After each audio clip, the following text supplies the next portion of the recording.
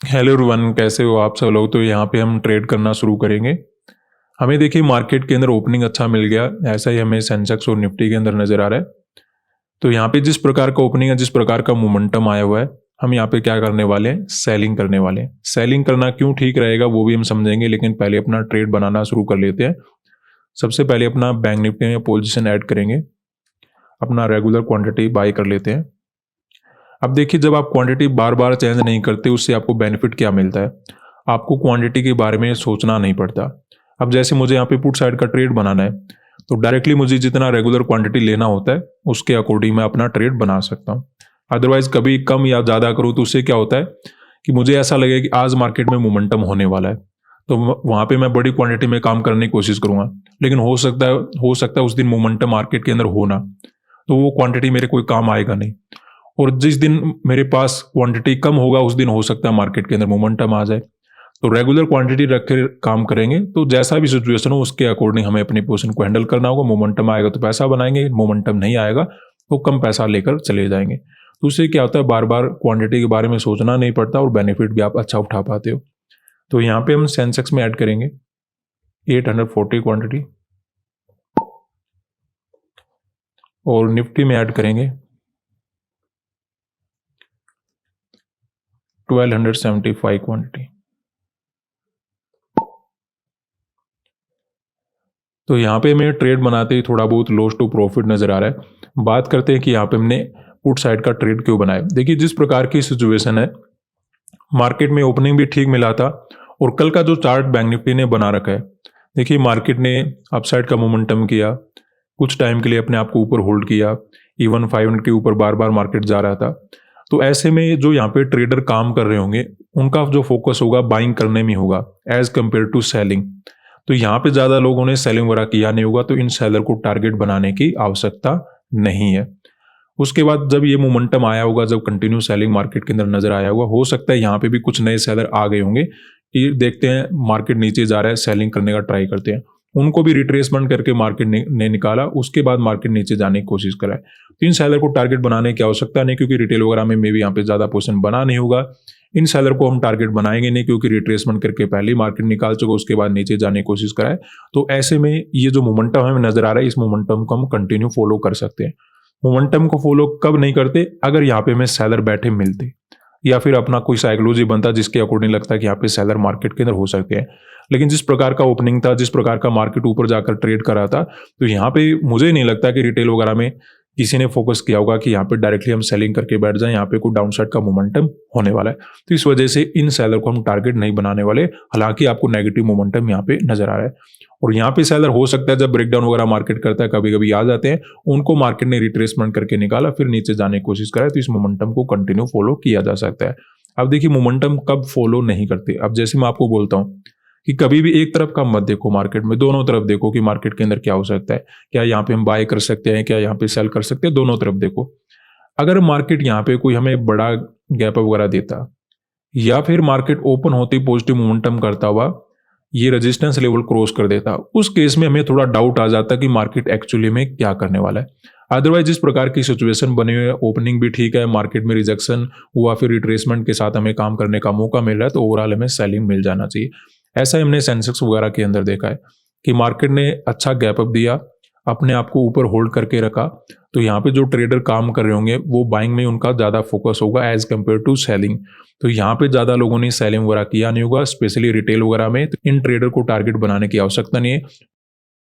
उसके बाद जब कंटिन्यू मोमेंटम होता है तो ऐसे में कुछ सेलर मार्केट के अंदर आ जाते हैं, लेकिन जैसे ही पॉजिटिव कैंडल होता है तो वो भाग भी जाते हैं। क्यों भाग जाते हैं? क्योंकि वो रैंडमली सेलिंग करते हैं, उनका कोई प्लान नहीं होता।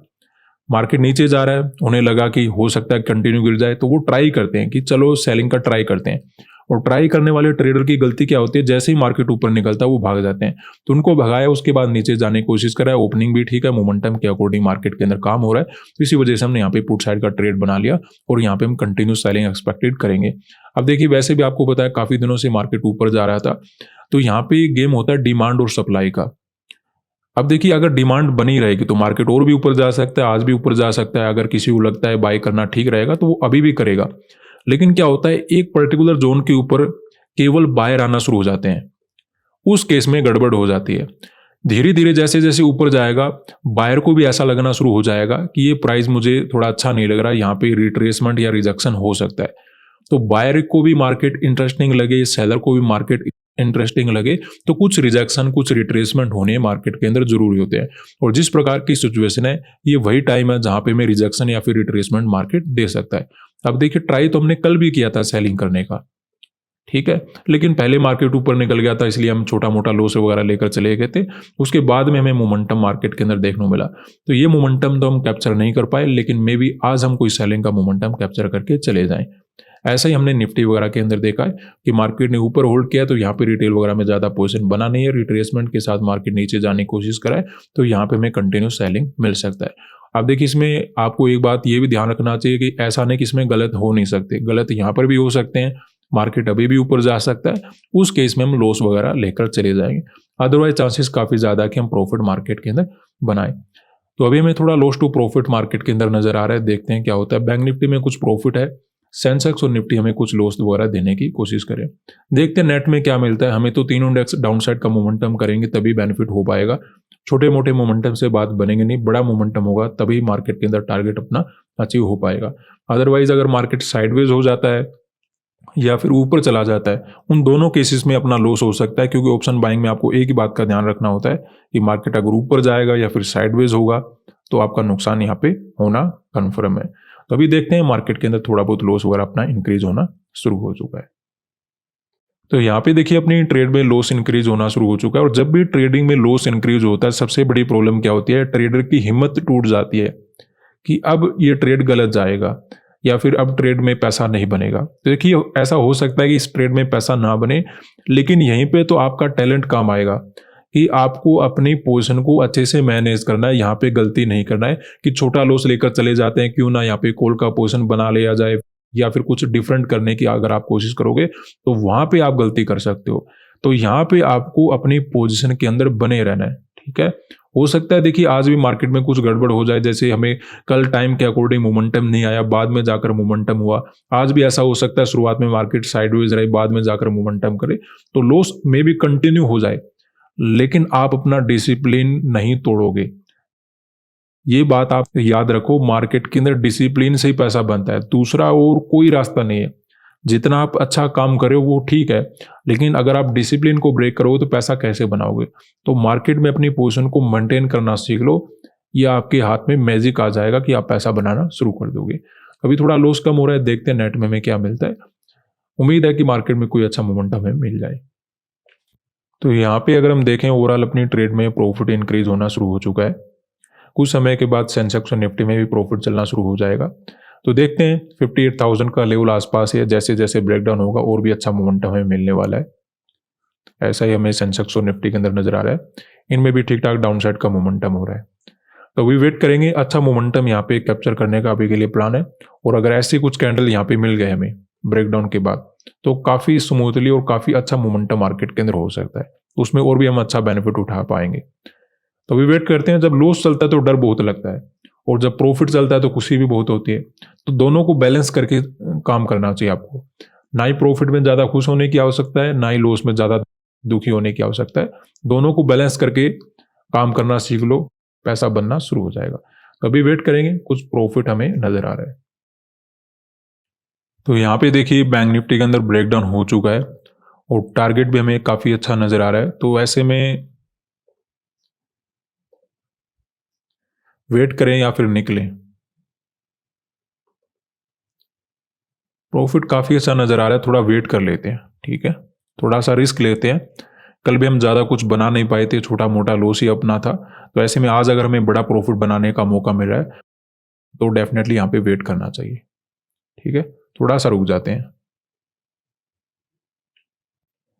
तो यहाँ पे अपना टारगेट ओवर अचीव हो चुका है। अब हम यहाँ पे निकलते हैं और ज़्यादा लालच नहीं करेंगे, क्योंकि जितना अच्छा मोमेंटम हम कैप्चर कर सकते, स्मूथली कर सकते थे, उतना हमने किया। अब देखिए, मार्केट के अंदर मोमेंटम और भी हो सकता है, लेकिन हमें नहीं मिलेगा सब कुछ, ठीक है। ये बात हमें ध्यान रखना चाहिए कि मार्केट के अंदर कभी भी आपको ऐसा नहीं करना चाहिए कि डाउन साइड का भी मोमेंटम आपको मिल जाए, कोई रिट्रेसमेंट आ जाए वो भी आपको मिल जाए, तो वैसा कभी नहीं होता। आपको एक ही मोमेंटम मिलेगा, उसको आपको स्मूथली कैप्चर करके निकल जाना है। यहाँ पे हमने सेलिंग क्यों किया था, क्यों जिस प्रकार हमने शुरुआत में समझा था कि यहाँ पे रिटेल वगैरह में सेलिंग नहीं हुआ होगा, क्योंकि ज़्यादातर लोग यहाँ पे बाइंग में फोकस कर रहे होंगे, क्योंकि मार्केट कंटिन्यू काफ़ी दिनों से ऊपर जा रहा था। ऐसे में इन सेलर को टारगेट बनाने की आवश्यकता नहीं, क्योंकि रिटेल वगैरह में यहाँ पे पोजीशन अवेलेबल नहीं है। यहाँ पे थोड़े बहुत हो सकता है किसी ने सेलिंग करने का ट्राई किया होगा, लेकिन उनको रिट्रेसमेंट करके मार्केट ने निकाला, फिर नीचे जाने की कोशिश करा है। इसी मोमेंटम को हम कंटिन्यू फॉलो कर सकते हैं। ओपनिंग भी हमारे अकॉर्डिंग ठीक था, मोमेंटम भी हमारे अकॉर्डिंग ठीक था, इस वजह से हमने जल्दी से अपना पुट साइड का ट्रेड बना लिया। ऐसा ही हमने दूसरे इंडेक्स वगैरह के अंदर देखा था, तो एक अच्छा मोमेंटम कैप्चर करने का मौका मिला। ब्रेकडाउन के बाद अच्छे कैंडल बन गए तो टारगेट भी हम बढ़ा कर पाए। अगर छोटे छोटे कैंडल बनाता तो एक रेगुलर टारगेट हम लेके चले जाते, लेकिन जिस प्रकार की सिचुएशन थी मार्केट के अंदर वेट किया जा सकता था, इसलिए हमने यहाँ पे बड़ा टारगेट मार्केट के अंदर अचीव कर पाए। अब देखिए, कल हमें जब मौका नहीं नजर आ रहा था कि मार्केट के अंदर कुछ हमें मिलेगा, तो हम थोड़ा जल्दी निकल गए थे। आज जब हमें मौका मिला तो एक बड़ा टारगेट हम अचीव करके निकले। आज के लिए इतना ही, धन्यवाद।